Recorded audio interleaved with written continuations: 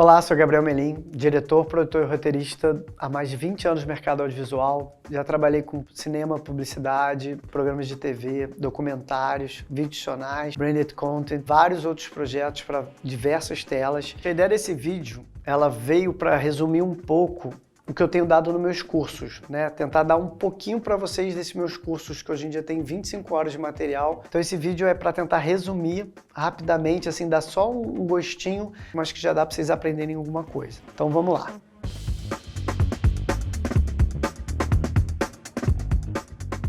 Primeira coisa que eu queria explicar para vocês é sobre o papel do diretor, né? Muita gente me pergunta sobre qual é o papel do diretor. Isso é uma coisa muito interessante de falar, porque na verdade, em cada segmento, né, em cada setor do audiovisual isso muda, mas tem coisas que abrangem todos. A primeiro é o conceito, né? O diretor é que traz o conceito, né? O clima, o mood. E isso é essencial. A única pessoa do projeto inteiro que faz isso, juntando todas as peças, né? De direção de fotografia, direção de arte, a própria parte de pós-produção, como edição, correção de cor, tudo tem que trazer a visão do diretor. O que é interessante é que quando eu comecei a dar cursos, eu fiz um teste e peguei o mesmo roteiro e dei para cada aluno, e cada um trouxe a sua visão do projeto. Foram mais de 100 alunos com 100 visões diferentes. Eu acho que isso resume bem que o papel do diretor ele é essencial para a criação desse olhar. As pessoas tendem a relacionar isso muito à direção de fotografia, a apenas escolha de câmeras e de lentes. Isso vai muito além, né? Isso vai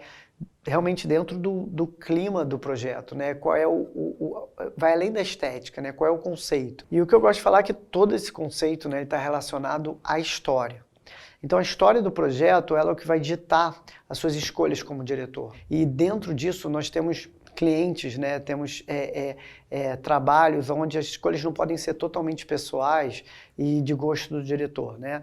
Então, com isso, você deve sempre priorizar a história, você deve priorizar o que aquilo quer dizer. Se você não dominar a história, você não vai conseguir ser um bom diretor para o projeto. Ação! You really believe it's possible that I have seen the future? Everything is possible in India.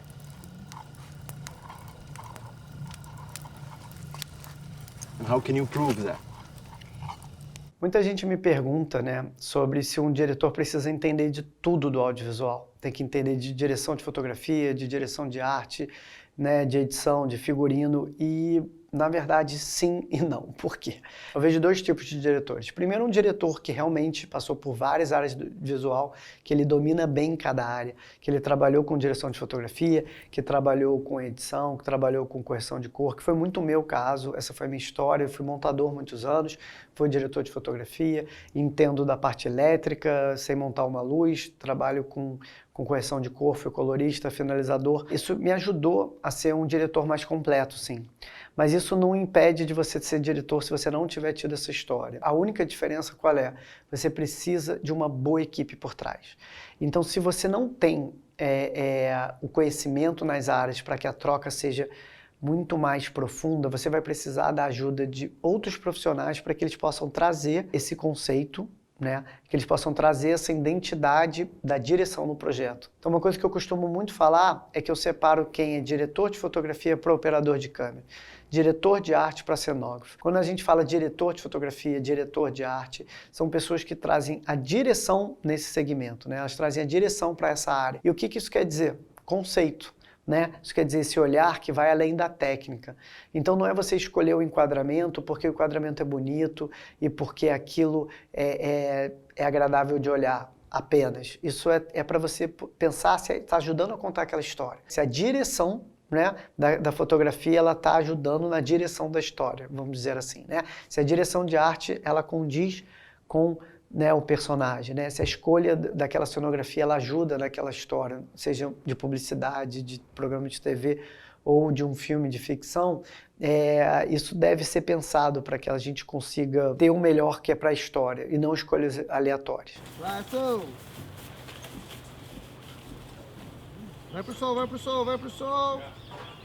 Vai pro sol e termina no sol mesmo, lá no céu. Aí, cortou. Então vou falar agora um pouco sobre a diferença entre uma história escolhida por vocês e uma história que não seja escolhida por vocês. Por quê? Porque é muito comum a gente ouvir em outros diretores do mercado internacional ou em livros falando, escolha histórias que se conectem com você. E a realidade no mercado audiovisual brasileiro a gente não pode, né? A gente trabalha por pelos projetos que aparecem, né? Geralmente a gente aceita os projetos que aparecem para a gente conseguir viver do audiovisual, então a gente é obrigado a se conectar com uma história e não escolher uma história que se conecta com a gente. Mas isso é muito legal, porque isso foi uma coisa que eu fui me adestrando ao longo dos 20 anos para que eu possa executar, para que eu possa realmente conseguir ser o diretor certo para aquela história, por mais que aquela história não tenha a ver comigo. Então, de novo, isso se conecta até com o primeiro ponto que eu falei, de dominar a história. Então, já peguei projetos relacionados à beleza, maquiagem, que não tem nada a ver com a minha vida pessoal, que não são projetos que eu me conectaria facilmente, mas eu busco esse trabalho para conseguir me conectar. Qual é o intuito, onde a gente quer chegar, se a gente quer se comunicar com mulheres de 30 anos que estão buscando fazer seu primeiro Botox, se essa é a proposta de um comercial que já me chamaram, eu fui entender isso para que minhas escolas de direção pudessem, né, se relacionar com isso. Usando até esse exemplo, eu fui buscar toda uma linguagem que funcionaria com mulheres de 30 anos para um vídeo de uma plataforma onde ia ser exibida, apesar de uma publicidade, foi exibida na internet. Então, a linguagem da internet também, né, pesa. Então, essa coisa da plataforma também influencia. Então, é isso que eu quero dizer. Quando eu falo dessas escolhas, a gente já começa a pensar no público-alvo, plataforma, que história é essa? São diversas coisas que fazem com que a gente consiga escolher o melhor para aquele conteúdo.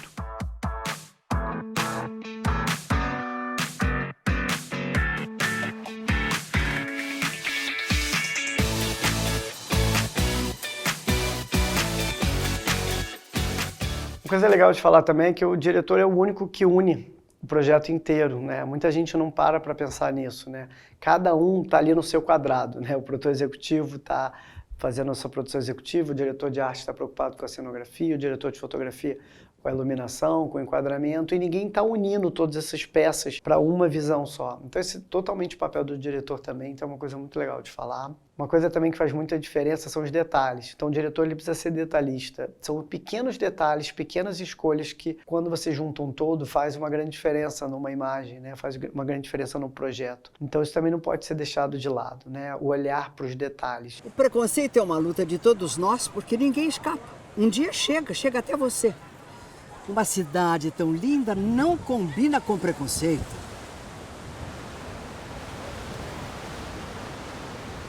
Outra coisa legal de falar também é essa liberdade que o diretor tem em cada segmento do audiovisual, porque isso varia muito conforme de projeto para projeto. Então, se você busca ser um diretor versátil, que trabalha, né, como eu sempre trabalhei, desde longas metragens de ficção mais autorais, até videoclipes, programas de TV de comédia, coisas do tipo, a gente precisa entender a liberdade que um diretor tem em cada segmento. E o que isso quer dizer? Vou dar um exemplo. No cinema autoral, você tem uma liberdade total, né, de criação. Praticamente você não tem cliente, né? Se você conseguiu aquele dinheiro, até de forma de dinheiro incentivado, outros tipos, o seu projeto ele vai ser 100% autoral, e você não vai ter uma cobrança de como aquilo deve ficar. Então eu considero que a liberdade é total nesse exemplo. Já na publicidade, eu já considero 50-50, porque a agência de publicidade, ela cria muita coisa, ela inclusive cria às vezes já o clima, o conceito, o mood, já vem um pouco aquilo. E você complementa com várias outras questões, técnicas, e você adiciona, né, a sua linguagem também. Em alguns projetos mais, em outros menos, mas isso já vem, você vem um pouco mais podado dessa liberdade, né? Muita coisa já é conceituada sem você, diferente no cinema, que depende do diretor para conceituar tudo. Existem casos e casos, logicamente, né? Eu já trabalhei em publicidade onde eu consegui trazer muita criação, onde eu consegui, né, usufruir de uma liberdade muito maior, e outras muito, muito pouco. O processo já estava todo construído, né? Então eu já estava muito mais engessado como diretor. Então na publicidade eu considero que a gente tem um pouco menos de liberdade.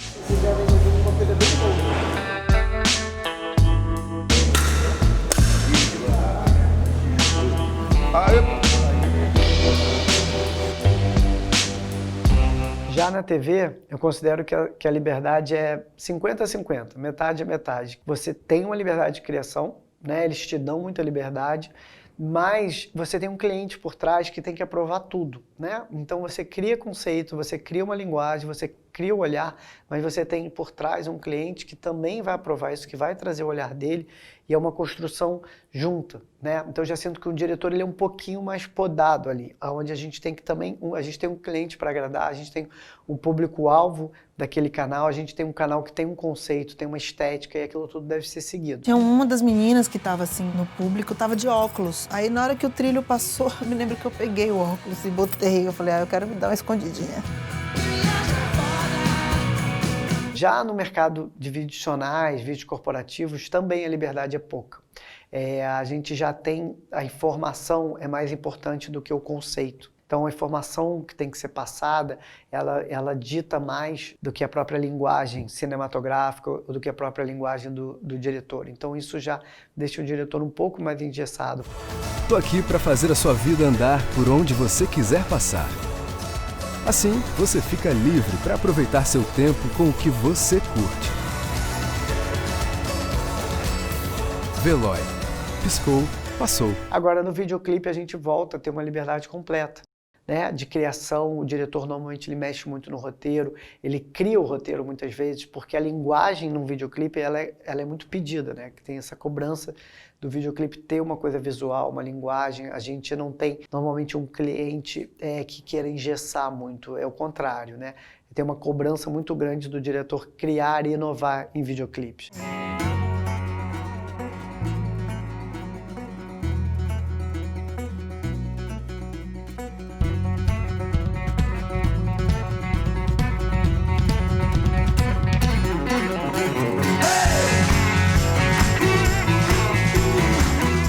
Por último, no branded content, eu já considero meio a meio, né? A gente precisa ter uma liberdade para criar a parte do entretenimento, né? Para criar essa parte do conteúdo do branded content, mas você tem essa outra parte, essa outra palavra, o branded, que está relacionada à marca. Então a gente precisa entregar algo que a marca pede. Então você tem um cliente por trás aprovando tudo, mas você precisa trazer o teu olhar como criador, né? Como criativo. Então eu costumo dizer que isso equilibra um pouco. Nosso tempo é hoje. Nossa revolução é agora. O que nos move é inspirar a mudança e saber que podemos fazer a diferença com criatividade, colaboração, tecnologia. Então, depois dessa rápida introdução, só para vocês entenderem um pouco sobre o papel do diretor, o que eu acho legal é agora explicar um pouco para vocês cada etapa que o diretor passa do dia que entra um pedido para ele, né, que ele recebe um roteiro, até a entrega final. A primeira etapa, né, que um trabalho entra é o roteiro. Sem o roteiro, o diretor tem muita dificuldade de criar. Lógico que eu já trabalhei em projetos, documentários e outros onde o roteiro ainda não tinha sido desenvolvido. Mas geralmente, né, no dia a dia de uma produção, o diretor precisa do roteiro para que ele consiga começar o processo dele. Então essa é a primeira etapa, e assim que o roteiro chega para um diretor, ele precisa fazer o close reading, que é essa leitura profunda até ele entender totalmente o projeto, como eu falei para vocês dominarem o projeto. O diretor ele não pode ter dúvida nenhuma no roteiro. Ele precisa entender esse roteiro mais do que todos, mais do que quem escreveu, do que quem aprovou. Normalmente a gente já tem que ler o roteiro com esse olhar, né, de que visão você está imaginando para esse projeto, porque isso tem que ser trocado com o cliente para que a partir daí as coisas funcionem, né? Eu costumo ler o roteiro e já ir pensando em referências que eu quero trazer para mim e para a minha equipe e tentar com que eles visualizem o que está dentro da minha cabeça. O diretor deve estar sempre lendo o roteiro pensando como ele vai traduzir aquela intenção e aquela ação com imagens. Então isso é muito importante, né? É muito fácil quando a gente tem uma imagem do tipo, duas meninas andam na rua com um cachorro. Isso é muito fácil da gente imaginar a imagem. Agora é muito mais difícil falar uma menina tímida está sentada num banco, né? E chega um sujeito nervoso, né? Tipo, você já puxa para uma atuação, né? Que a gente chama de acting. Então, quer dizer, já são questões um pouquinho mais difíceis. E conforme você vai lendo e entendendo essas camadas do roteiro que a gente chama, você já vai começar a entender, né, a direção que você busca e como você vai traduzir o que está escrito através das imagens que você vai criar. Legal falar que no roteiro de ficção existe um padrão, né, internacional de formato. Com aquele tamanho de fonte, com aquela forma com que é redigida, visualmente existe um formato. Já no documental não. Nós recebemos vários briefings e vários roteiros né, de publicidade, de documentários, de programas de TV, onde cada um tem o seu formato. Então, como a gente recebe o roteiro, isso é legal ser dito porque não existe uma forma exata quando a gente sai do segmento de ficção, seja série de ficção ou longa de ficção. Um ponto muito importante de falar, que pouca gente pensa, e vejo que inclusive existem muitos diretores que tentam se rejeitar desse ponto, é o ponto da produção executiva, né? A produção executiva, onde está o orçamento, onde está a estrutura, como é que vai ser feita a produção, ela é a alma do projeto também. Não adianta um diretor querer ser só criativo e não se relacionar com isso. Numa primeira leitura de roteiro, o diretor já deve visualizar mais ou menos qual é o tamanho da equipe que ele quer, qual é o tipo de equipamento, quantidade de equipamento, para que isso possa ser orçado por um produtor executivo. Então, isso já é uma coisa que muitos diretores eu vejo do mercado que não querem se envolver, mas é essencial para que você consiga fazer com que um projeto saia do papel. Após o orçamento aprovado, né, às vezes já é convidado para uma direção com orçamento já aprovado, a primeira coisa que ele deve fazer é pegar aquele roteiro e criar uma decupagem, né? O que é decupagem? É você entender os planos, a quantidade de planos e que de forma você vai filmar isso. Outro ponto é que quando você consegue ter isso no orçamento, você consegue pegar essa decupagem e associar ela a um storyboard. Muitas vezes, quando a gente não tem tempo ou dinheiro para montar um storyboard, para contratar um profissional de storyboard, a gente costuma fazer um photoboard, que é tentar montar o storyboard com imagens retiradas da internet, para que a gente visualize aquilo. Inclusive um monstro ou boneca, que são dois nomes que o mercado usa, para que a gente monte um vídeo antes da filmagem, como se já tivesse sido filmado. Tudo com imagens retiradas da internet, dando aquele clima. A gente usa isso muito na publicidade para entender a quantidade de informação que a gente está falando em 30 segundos.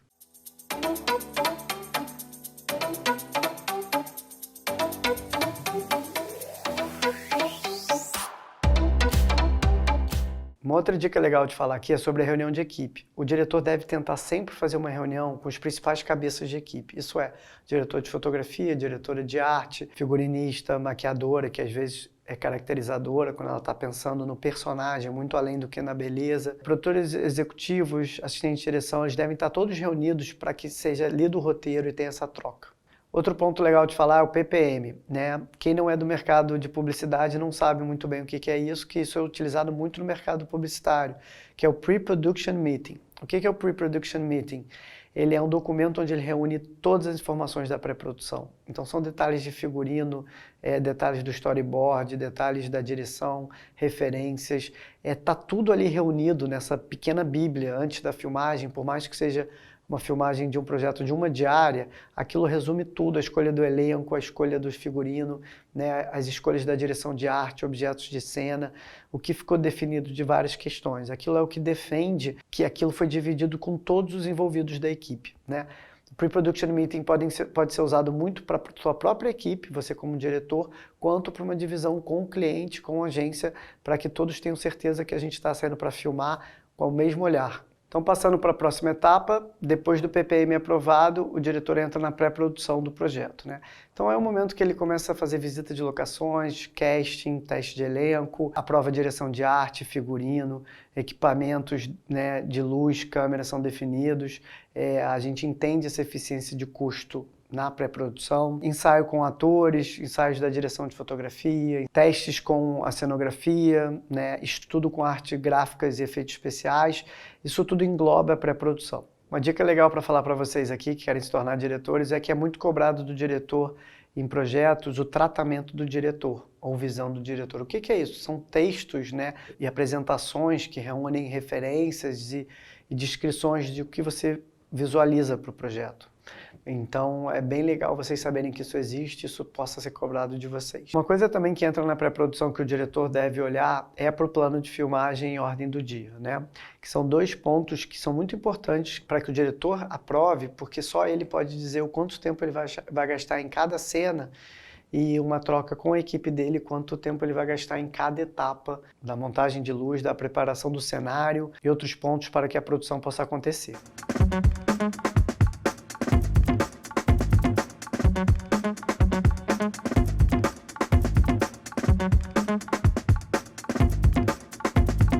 Aí chega o grande dia da filmagem e a gente tem que estar preparado, né? Então todo o dever de casa do diretor tem que ser feito para que aquele dia saia tudo certo, né? Para que ele esteja tudo pensado, conceituado, para que possa ser executado da melhor maneira. Então, algumas dicas que eu posso dar aqui: é importante a gente manter todo mundo motivado, né?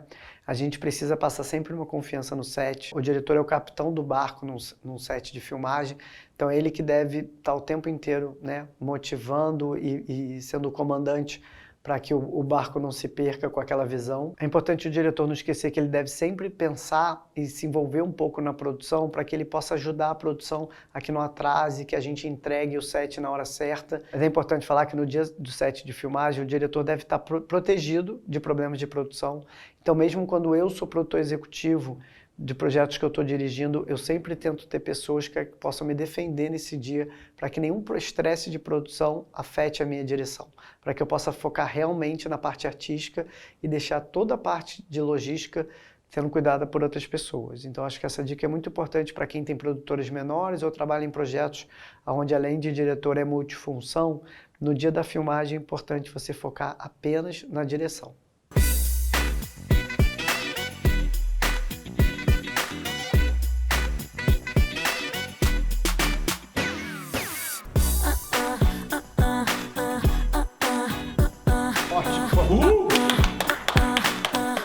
Depois que acabou as filmagens, a gente entra na parte de pós-produção, né? Para quem não sabe, pós-produção inclui edição, finalização, correção de cor, tratamento de som, sound design, diversos pontos, né, que a gente utiliza para que a gente possa ter um produto melhor. O primeiro ponto da pós-produção é a edição, né?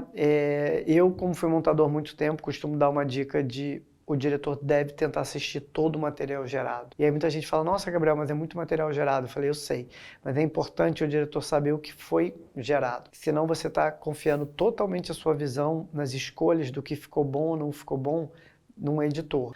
Ou você tem que ter um editor de muita confiança, ou é melhor que você pelo menos assista o material e saiba o que está sendo cortado ou não. Eu gosto de usar muito a edição para intensificar as curvas dramáticas que tem no roteiro, né? O que eu acabei filmando.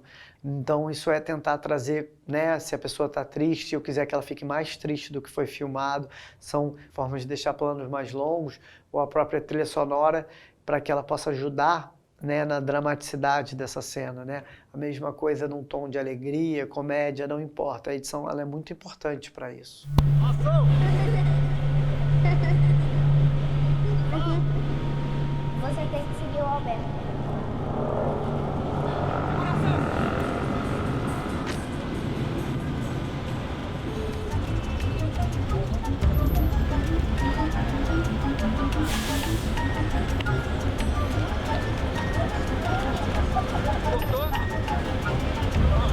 A correção de cor, para mim, é um ponto super importante, né? Não sei se é porque eu já fui colorista também, mas eu vejo como isso muda completamente o projeto. Tanto na questão de valor de produção que a gente traz para o projeto, quanto na questão realmente de clima, né? Do tom.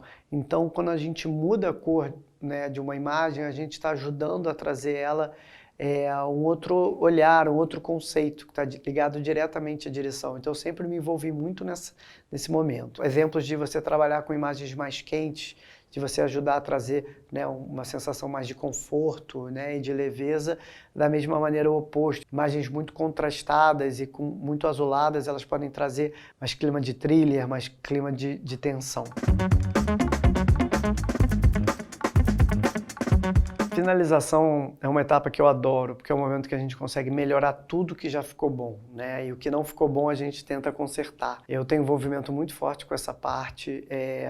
Eu, como, né, já trabalhei em edição, finalização também me ajudou a ter um olhar sobre como isso ajuda a trazer um outro produto se você separa tempo para isso. Então, desde correção de câmera torta, foco, movimento de câmera que não foi feito na filmagem, que pode ser feito na pós-produção, né? Limpezas de sujeiras, são diversas coisas que a finalização ela pode trazer para um projeto, que a gente consegue ter um resultado muito melhor, a gente consegue trazer um valor de produção muito bom, e isso tudo de uma forma às vezes mais simples e barata do que na própria filmagem.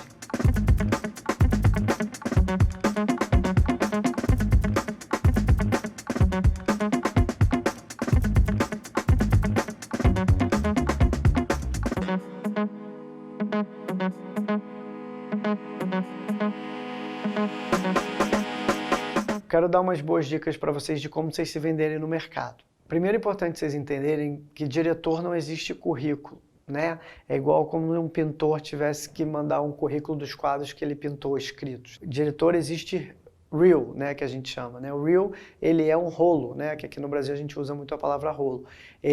O rolo é o que vai fazer com que você possa mostrar os projetos que você já realizou. Então, é igual como se você é um pintor e não tem nenhum quadro para mostrar que você pintou. Se você quer ser diretor, você precisa ter mostrado projetos que você já fez. Eu sei que é um mercado difícil para o diretor ser convidado, então as dicas que eu posso dar é para você começar a gerar material para o seu rolo. É importante que você comece a pensar em trabalhos pro bonos, em videoclipes, em trabalhos para ONGs, onde você consiga gerar material, né, com clientes e ter resultados e ter produtos sem que alguém te convide para isso, porque esses são setores de sempre pessoas que estão precisando de vídeos e normalmente não tem orçamento para isso. Ação!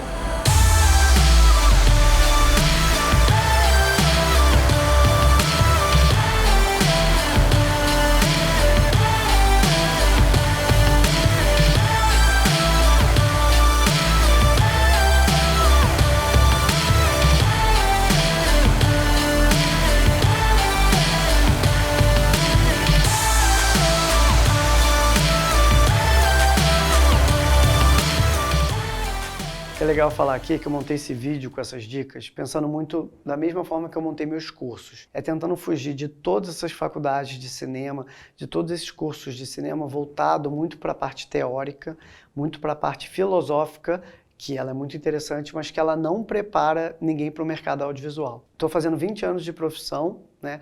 10 anos que eu abri minha produtora e desses últimos 10 anos a gente já contratou mais de 150 funcionários e a grande maioria deles, por mais que fossem formados em cinema, não vieram preparados para trabalhar no mercado, né? O dia a dia do audiovisual brasileiro, ele é muito diferente do que eu vejo nas faculdades de cinema. Essa dinâmica dos profissionais hoje em dia que trabalham no cinema, mas fazem série, mas fazem programas de TV, fazem vídeos jornais, fazem publicidade, videoclipe, documentário. Então a realidade do mercado ela é muito mais versátil do que as faculdades, né, e as universidades e cursos em geral têm ensinado. E eu pensei, eu posso ajudar dessa maneira. Mal bem foram mais de 400 projetos realizados, muita coisa legal que a gente criou para muita marca, para muitos clientes importantes. Projetos que vão de uma série documental que teve 3 temporadas até microséries de 1 minuto para redes sociais, passando por documentários de música, documentários de presídio, live, transmissão ao vivo, esporte, moda, música, videoclipe, projetos de ficção, muita publicidade, muitos vídeos corporativos, muito institucional, muito branded content para as mais diversas plataformas, para as mais diversas telas. Então isso é legal, né, tentar passar e dividir um pouco essa informação para ajudar o mercado audiovisual brasileiro. É isso, pessoal, espero que vocês tenham gostado dessas pequenas dicas que eu consegui dar para vocês nesse pequeno tempo desse vídeo. Me procurem nas redes sociais, no Instagram, no site da produtora Rio Cinema Digital. Tem bastante conteúdo lá, eu adoro tirar dúvidas, eu sou um entusiasta do audiovisual, eu curto muito compartilhar conhecimento. E é isso, obrigado, vamos com tudo. O audiovisual brasileiro merece bons profissionais. Contem comigo.